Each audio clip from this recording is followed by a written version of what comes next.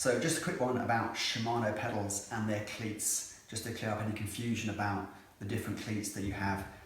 These are blues, these are the medium cleats with 2 degrees of float. You can also get them in yellow with 6 degrees of float and red with 0 degrees of float. I've tried all three over the last few years and I found the yellows to be a little bit too sloppy for my liking. The foot was a little bit too free to move. It wasn't really pinned down enough for my liking. You could just get that bit too much movement, and it just felt like the foot wasn't really being held in the right place.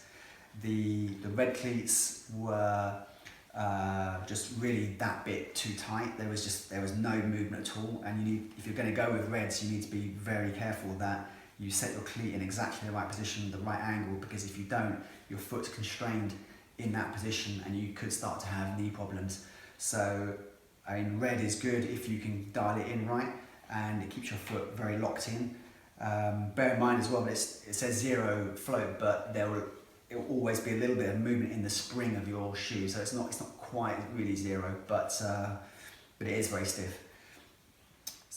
It could be argued that the yellow cleats are probably best for beginners in the sense that they may not yet have fully decided exactly which angle they want their cleats at, and it's probably a little bit easier to clip in with yellows as well. But when you're riding along, what you should do is try and just develop a smooth pedaling style and feel for where you are pushing. Are you pushing your foot against the right hand side of the pedal or the left hand side?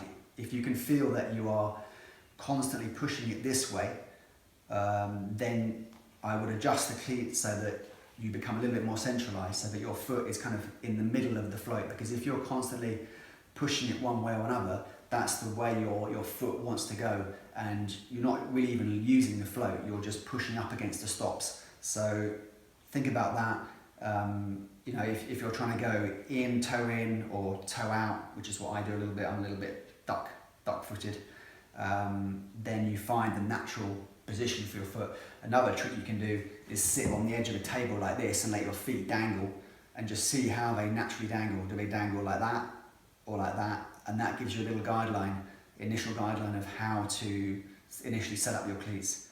One little tip, if you are going to be changing your cleats or experimenting with maybe a different colour, is to take a marker pen like this and just draw around it like that, and then when you put in the new cleat, you can make sure that it goes in exactly the same place and you don't have any problems with